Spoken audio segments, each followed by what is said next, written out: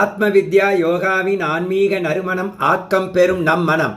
குருவிடம் சீடன் கேட்குறாரு, குருவே, கடவுளை நோக்கித்தான் நாம் எல்லோரும் ஓட வேண்டியிருக்கு, அவர் ஏன் நம்மை நோக்கி வரக்கூடாது?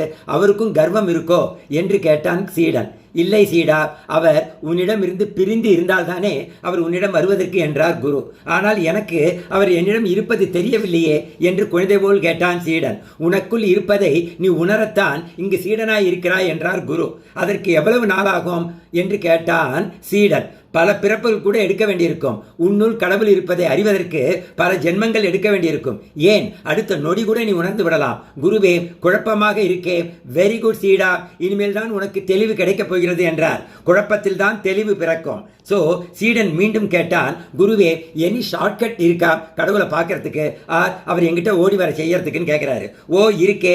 அதற்கு நான் என்ற அகங்காரத்தையும் என்னுடைய என்ற மமகாரத்தையும் அழிக்க வேண்டும். குருவே, என்னை இன்னும் குழப்பி விட்டீர்களே என்றான் சீடன். சரி, உனக்கு என்னதான் வேண்டும் என்று கேட்டார். கடவுள் எங்கிட்ட ஓடி வரணும் அப்படிங்கிறாரு. உடனே குரு சொல்றாரு, அவ்வளவுதானே, இனிமேல் மற்ற மனிதர்களுக்கு உன்னாலான உதவிகளை செய்து கொண்டே இரு.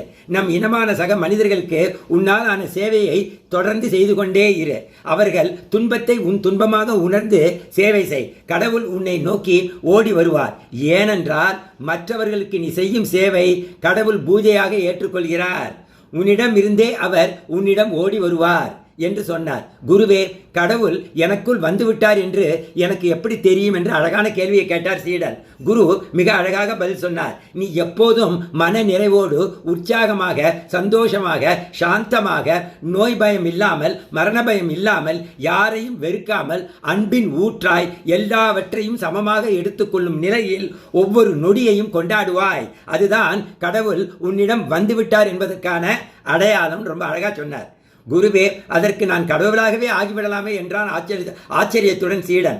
சரியாக சொன்னாய் சீடனே.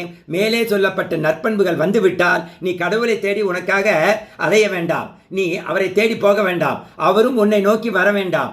உன்னையும் அவர் கடவுளாகவே மாற்றி விடுவார். அவ்வளவு கருணை உள்ளம் கொண்டவர் கடவுள்கிறார். ஓகே குருவே, இனி உங்கள் ஆசிரமத்தில் எனக்கு வேலை இல்லை. கடவுளாக மாறிய பிறகு நான் உங்களை வந்து சந்திக்கிறேன். ஞானம் கொடுப்பீர்கள் என்று நான் நினைத்து இங்கு வந்தேன். நீங்கள் எனக்கு கடவுளையே கொடுத்து விட்டீர்கள்.